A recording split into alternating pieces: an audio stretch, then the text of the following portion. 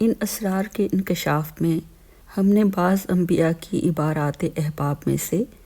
ایک کے لیے پہلی الواح میں عجیب نغمات حجازی عربی زبان میں لکھی تھیں اور ذکر کی تھیں۔ اب آن جناب کی خواہش کے بموجب ان صفحات میں عراقی فارسی دلاویز ترانوں میں پھر لکھتے ہیں، اس امید سے کہ شاید صحرائے بعد کے پیاسوں کو بحر قرب کی راہ دکھائیں اور ہجر و فراق کے بیابانوں میں بھولے ہوں کو قرب وصال کے سرا پردوں تک پہنچائیں، تاکہ گمراہی کے بادل دور ہوں اور جہان کے روشن کرنے والے آفتاب ہدایت افق جان سے پرتو افشاں ہو۔ ہم خدا پر توکل رکھتے ہوئے اسی سے مدد مانگتے ہیں۔ امید ہے کہ اس قلم سے وہی کچھ نکلے جو لوگوں کے دلوں کو زندہ کرے، تاکہ وہ قبور غفلت سے بیدار ہوں اور بلبل فردوس کے نغموں کو اس درخت پر سے سنیں جو قدرت کے ہاتھوں نے حکم خدا سے رضوان توحید میں لگایا ہے۔ یہ تو اہل علم پر ظاہر و واضح ہی ہے کہ جب آتش عشق عیسوی نے حدود یہود کے پردوں کو بھسم کر دیا اور آن حضرت کا امر کچھ بر حساب ظاہر ہو گیا، تو ایک دن اس جمال غیبی نے اصحاب روحانی میں سے بعض کے آگے اپنے فراق کا ذکر کیا اور آتش اشتیاق بھڑکا کر کہا، میں جاتا ہوں اور پھر آؤں گا۔ دوسری جگہ ارشاد فرمایا، میں جاتا ہوں اور دوسرا آئے گا، تاکہ وہ کچھ کہے جو میں نے نہیں کہا اور اسے پورا کرے جو میں نے کہا ہے۔ یہ دونوں عبارتیں دراصل ایک ہیں اگر تم مظاہر توحید کو حق کی نظر سے دیکھو، اور اگر بصیرت معنوی سے دیکھا جائے تو فی الحقیقت عیسیٰ کا امر اور کتاب عہد خاتم میں ہی پایہ نبوت تک پہنچی ہے۔ بلحاظ نام حضرت محمد صلی اللہ علیہ وآلہ وسلم نے خود فرمایا ہے کہ میں عیسیٰ ہوں، اور حضرت عیسیٰ کے آثار و اخبار و کتاب کی بھی تصدیق فرمائی ہے کہ یہ ایک خدا کی طرف سے ہیں۔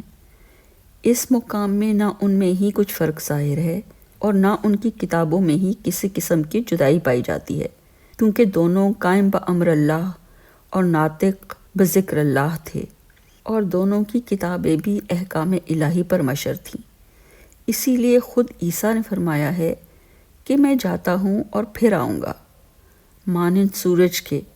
کہ اگر آج کا سورج کہے کہ میں کل کا سورج ہوں تو درست ہے، اور اگر دنوں کے لحاظ سے کہے کہ میں دوسرا ہوں تو بھی بجا ہے۔ اسی طرح دنوں کا خیال کریں کہ اگر کہا جائے کہ تمام دن ایک ہیں تو صحیح درست ہے، پر اگر اسم و رسم کے لحاظ سے کہا جائے کہ ایک دوسرے سے علیحدہ ہیں تو بھی ٹھیک ہے، جیسا کہ تم دیکھتے بھی ہو کہ اگرچہ وہ سب ایک ہی ہیں تو پھر ہر ایک میں نام، کام و خاصیت جدا جدا نظر آتی ہے جو اس کے سوا دوسرے میں نہیں پائی جاتی۔ بس اسی بیان و قاعدہ سے مظاہر قدسی کے مقامات فصل و فرق و اتحاد کا اندازہ لگائیں، تاکہ خالق اسماء و صفات کے کلمات کے معنی جمع و تفریق کے بارے میں آپ جان جائیں اور ان سے واقف ہو جائیں، اور اپنے سوال کے جواب سے آگاہ ہو جائیں کہ کیوں وہ جمال ازلی ہر مقام میں خود کو نئے اسم و رسم سے ظاہر کرتا ہے۔ اور اس کے بعد آپ کے اصحاب و شاگردوں نے استدعا کی کہ رجت و ظہور کی علامات کیا ہیں اور یہ کب ظاہر ہوگا۔ چند جگہ یہ سوال ایک طلعت بے مثال سے کیا گیا اور ہر جگہ آپ نے ایک علامت بتلائی، چنانچہ چاروں اناجیل میں مذکور ہے۔ یہ مظلوم ان میں ایک فقرہ درج کرتا ہے، اور شجر مخزونہ کی نعمت ہائے مکنونہ صرف برائے خدا لوگوں پر مبذول کرتا ہے، تاکہ یہ اجسام فانی اسمار جاودانی سے محروم نہ رہیں، اس امید پر کہ وہ ان بے زوال انہار ذوالجلال کی فشانی سے بہرہ مند ہوں جو دارالاسلام بغداد میں جاری ہوئی ہیں۔ اس کے لیے ہم کسی اجر یا بدلے کے خواہش مند نہیں۔ یہی وہ طعام ہے جس سے پاک و نورانی ارواح و قلوب حیات جاودانی پاتے ہیں، اور یہی وہ غذا ہے جس کے لیے فرمایا ہے، یہ غذا کبھی ان سے روکی نہیں جاتی جو اس کے مستحق ہیں، اور نہ ہی کبھی ختم ہوتی ہے۔ ہر زمانہ میں فضل کے پودوں سے اور رحمت و عدل کے آسمانوں سے نازل ہوتی رہتی ہے، چنانچہ فرمایا، حیف ہے کہ انسان اس عطیہ لطیف سے خود کو روکے اور اس جاویدانی نعمت و ہمیشہ کی زندگی سے اپنے آپ کو محروم رکھے۔ لازم ہے کہ وہ اس غذائے معنوی کی قدر جانے تاکہ اس آفتاب حقیقی کے الطاف بدیع سے مردہ اجسام تازہ زندگی پائیں اور پژمردہ ارواح بے اندازہ روح سے بہرہ مند ہوں۔ اے برادر من، لازم ہے کہ کوشش کریں تاکہ جب تک دن باقی ہیں ساغر باقی سے پئیں۔ نسیم جان مصر جانان سے ہمیشہ نہیں چلتی،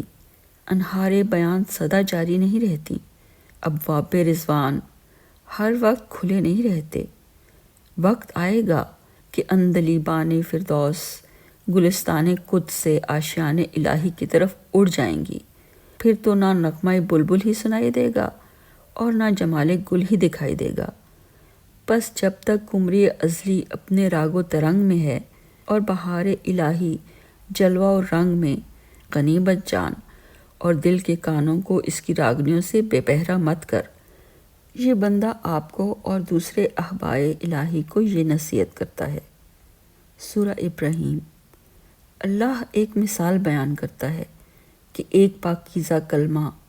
ایک پاکیزہ درخت کی مانند ہے جس کی جڑیں زمین میں مضبوط پیوست ہیں اور جس کی شاخیں آسمان تک پہنچی ہیں اور جو ہر موسم میں پھل لاتا ہے، جو چاہے ایمان لائے اور جو چاہے انکار کرے۔ تحقیق خداوند اس سے اور ان چیزوں سے جو وہ دیکھے یا پائے بے نیاز ہے۔ یہ ہیں وہ نغمات جو عیسیٰ بن مریم نے رضوان انجیل میں الہان جلیل سے آئندہ ظہور کی علامتوں کے بارے میں فرمائے ہیں۔ کتاب اول میں جو متی سے منسوب ہے، جب حضرت سے سوال کیا گیا کہ آئندہ آنے والے ظہور کی علامات کیا ہیں، تو فرمایا، یعنی اس تنگی و ابتلا کے بعد جو تمام بندوں کو گھیر لے گی، سورج روشنی دینے سے بند ہو جائے گا، یعنی تاریک ہو جائے گا، اور چاند اپنا نور نہ دے سکے گا، آسمانوں کے ستارے زمین پر گر جائیں گے، زمین کے ارکان متزلزل ہوں گے۔ ایسے وقت میں ابن الانسان کے نشان آسمان میں ظاہر ہوں گے، یعنی جمال موعود و سازج وجود۔ ان علامتوں کے ظاہر ہونے کے بعد پردہ غیب سے عالم ظاہر میں جلوہ افکن ہوگا۔ پھر فرمایا ہے کہ اس زمانہ میں زمین کی تمام قومیں نوحہ و واویلا کریں گی اور خلقت اس جمال اہدیت کو آسمان سے آتا دیکھے گی، اس صورت میں کہ ایک بڑی قوت و بزرگی و بخشش سے ابر پر سوار ہوگا اور فرشتوں کو سور کی ایک بڑی آواز کے ساتھ بھیجے گا۔ تینوں دوسری کتابوں میں بھی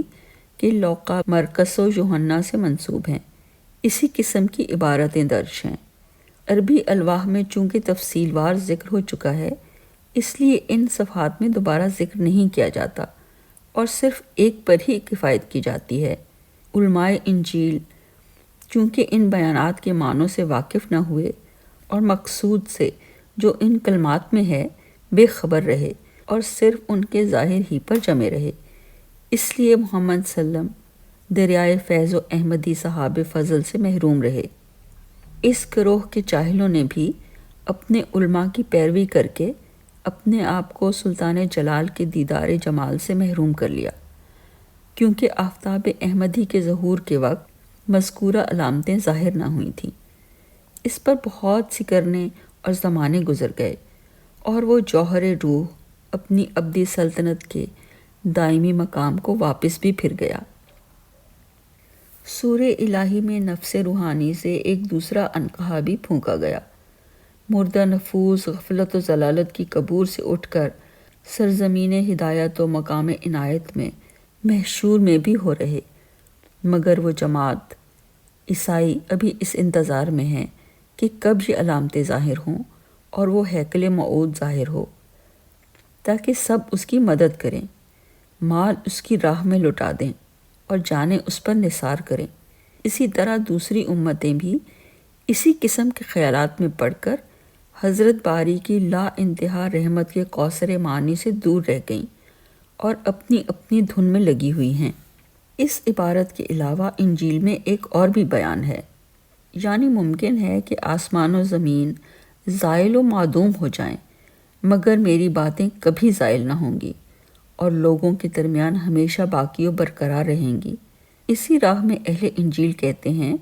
کہ انجیل کا حکم ہرگز منسوخ نہ ہوگا، اور جس وقت و جس زمانے میں وہ جمال موعود کل علامتوں کے ساتھ ظاہر ہوگا تو شریعت انجیل کو ضرور ہی محکم و ثابت کرے گا، حتیٰ کہ تمام دنیا میں اس دین کے سوا کوئی دین باقی نہ رہے گا۔ ان کے نزدیک یہ فکرہ ایسا محقق و مسلم ہے اور اس پر اس قدر اعتقاد ہے کہ اگر کوئی شخص تمام موعود نشانیوں کے ساتھ ظاہر ہو مگر انجیل کے ظاہر حکم کے خلاف حکم کرے تو وہ اس کی نہ سنیں گے اور اسے قبول نہ کریں گے، بلکہ اس کی تکفیر کریں گے اور اس پر تمسخر اڑائیں گے، جیسا کہ آفتاب محمدی کے ظہور کے وقت ہوا۔ اگر یہ لوگ ان کلمات کو جو کتابوں میں درج ہیں اور جن کے نہ سمجھنے کے باعث وہ غایت قصویٰ و سدرہ منتہا سے پردہ میں رہے ہیں، کمال خصوص سے ہر ظہور میں مظاہر اہدیت سے پوچھتے تو البتہ آفتاب ہدایت کے انوار سے ہدایت پاتے